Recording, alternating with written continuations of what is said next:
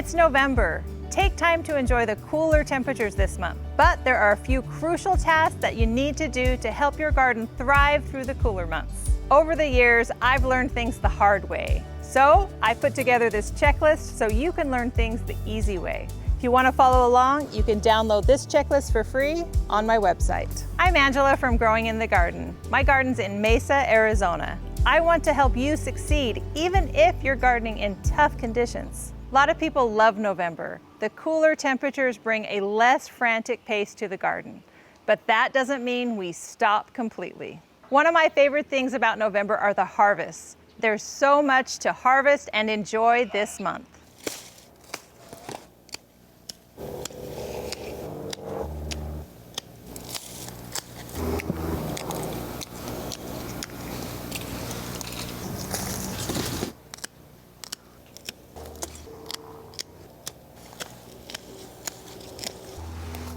If you want to grow free sweet potatoes next year, here's what to do when you harvest. Before you harvest, snip a few vines and put them in water. Remove the lower leaves. They'll grow roots over the winter, be ready to plant out next spring. You should also save one of your potatoes from your harvest. Plant it in a container with the pointy side down. Treat it like a houseplant. It will sprout leaves. You can root those and plant them next spring.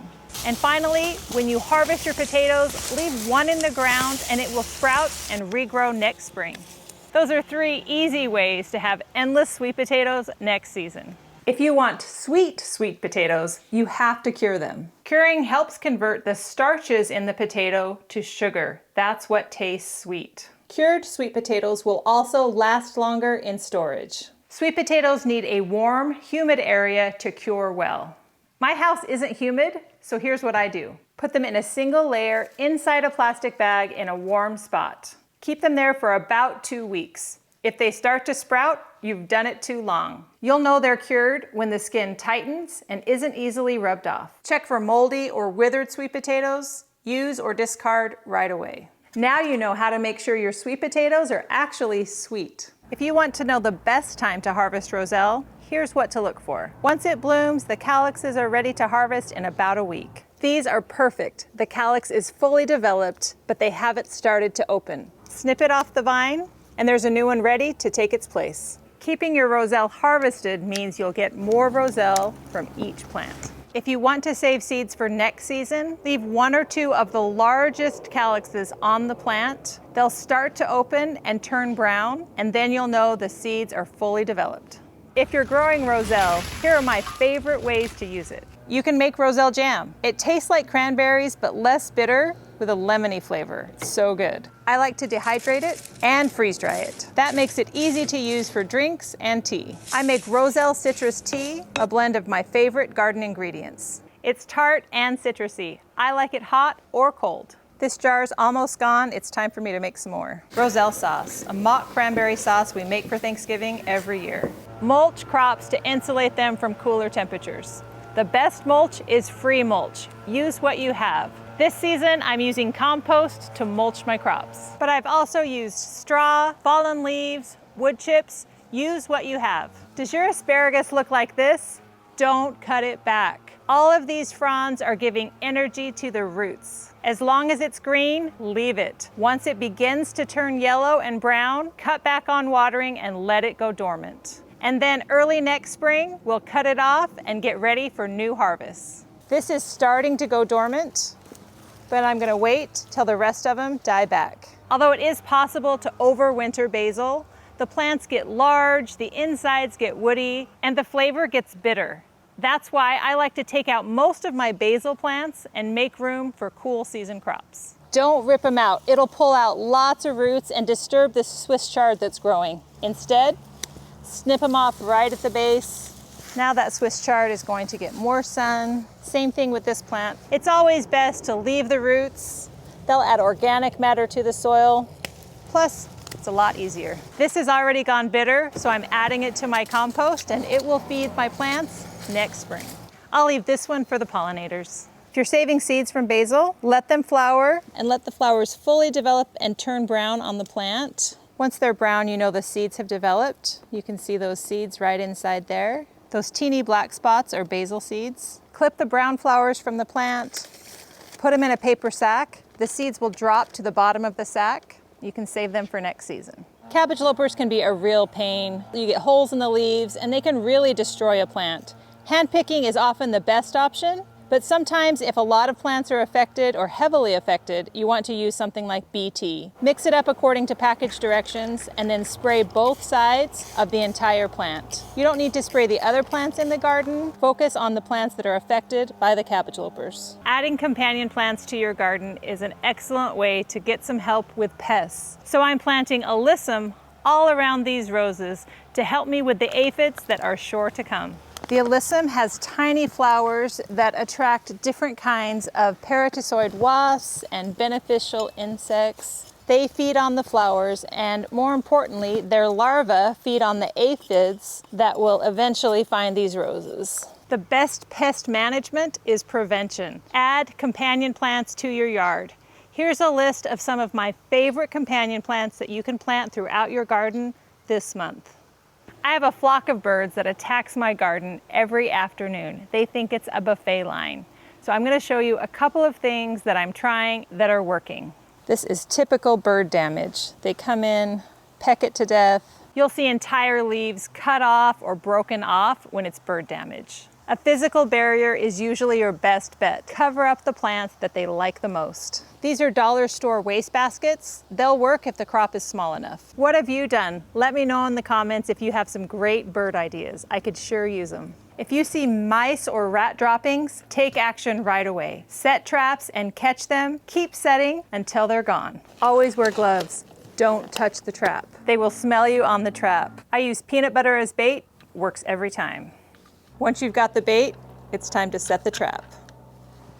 Now don't touch it. Put it against a wall or an edge where you see the droppings and just wait. Check your traps every day and reset until the problem is gone. It's time to get out your small containers, fill them up with soil and plant. That's a simple way to add lots of flowers to your garden. Plants in containers often need extra fertilizer. Those nutrients get flushed out along with the extra water. About once a month, feed your containers.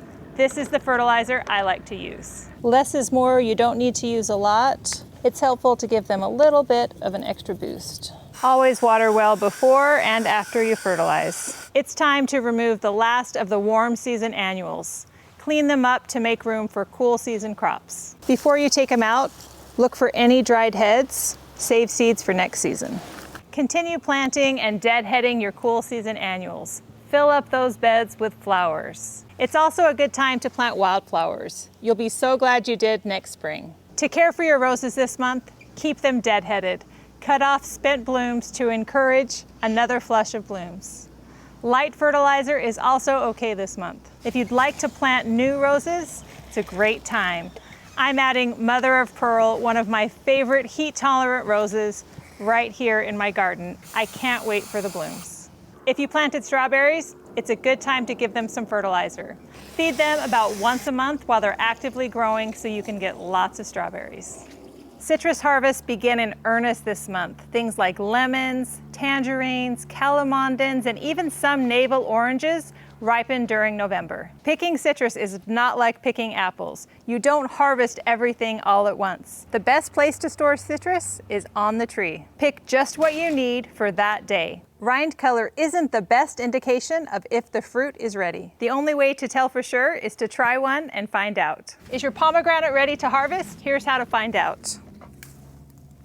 If it slips easily from the tree, that's a good indication that it's ready. The best way to tell if it's ready is to open and check it. If one is ready, there's more not far behind. The other thing to look for is it will change from being round to having flatter sides. That tells you the insides are all developed. If the fruit splits open and you see red arrows inside, it's definitely time to harvest. Pick it before the birds get it. Do you know the easiest way to open up a pomegranate? I'm going to show you how. Look for the top, the part that didn't come off the tree. Look for the ridges. You're going to cut off the top of the pomegranate along those ridges. Score along each of those ridges. Look for the high part. That's where you're going to score. Now you'll break it apart into sections, kind of like an orange. Put it arrow side down into your palm. Tap it with a wooden spoon and let the arrows fall out through your fingers. Let everything fall into a bowl of water. If you miss any, that pith floats right to the top and it's easy to scoop off. Once that pith is gone, strain it through a colander and it's ready to eat. So good. At the end of a hot summer, citrus can often split. Birds also peck holes in the fruit.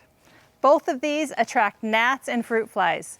Pick up any damaged fruit or fallen fruit so we don't encourage those pests. Sometimes in the valley, we feel like we miss out on all of the fall color. If you're missing that in your life, here are 3 things that you can plant: peach trees, pomegranate, and Chinese pistache. You'll either get red or yellow leaves and beautiful fall and winter color. If your queen palms didn't survive summer, you're not alone. There's a reason why. They're not adapted to the extreme heat that we get here. Instead of planting the same thing over again, use this book to find a plant that's adapted to growing in desert conditions. If you have compost bins, there's going to be a lot of inputs coming from all of those trees. Pay some attention to your compost this month. Add some water, turn it, make sure that it's breaking down. You'll be glad you did. If you don't compost, now's a perfect time to add a composting system to your yard. It doesn't have to be fancy. Some cities offer recycled trash cans. You can build one with pallets or concrete blocks. It can just be a big pile. Compost doesn't have to be hard, but get started composting. If you have access to a lot of leaves but don't want to compost, here's a tip for you. Bag them all up, set them aside, and don't think about it until spring. Open them up. That leaf mold will be ready to add to your beds next spring. November is the perfect time to move perennials around your yard. Choose a cloudy day and dig the hole it's going to go into before you start. Dig up the plant, keeping as much of the root ball intact as possible, and put it right into the new hole. Water well and don't prune until you see new growth next spring. Newly planted seeds, transplants, trees, and shrubs will all need more frequent watering until they become established. Keep an eye on your plants until they seem to settle in and you start to see new growth. Then you can back off a little bit on the watering. For the rest of your landscape, water needs will go way down as the nights get cooler and the days get shorter. By the end of the month, you'll probably be watering your landscape once every 2 weeks or up to a month. As always, check your soil first. Then you'll know if your plants need water. Your garden beds will also need much less water. Overwatering is a common cause of why plants don't grow well. If things aren't growing great, check your soil. If it's always wet, back off on the watering. You'll probably only need to water your garden beds once or twice a week. It's hard to believe, but we may have our first fall frost this month. Look up your first frost date on almanac.com. Enter in your zip code and it will tell you the average first and last frosts. Here are 3 things to do before the first fall frost. First, find out which crops need protection. This pepper plant needs covered, but that cabbage loves the cold. Second, have burlap, frost cloth, or even an old sheet on hand so you're ready to cover. And finally, get a maximum thermometer. Hang it in the shade in different parts of your yard. That way you'll know how different you are from the weather app on your phone. For a complete list of what to plant this month, check out my vegetable and flower guides. They're available on my website, growinginthegarden.com. I'm gonna put this down. All right, here we go. I just forgot everything you just said. If you wanna grow I think it's not all, right? This is just talking. I switched hands though, is that okay? All right, I was kind of out of breath. I'm just gonna end.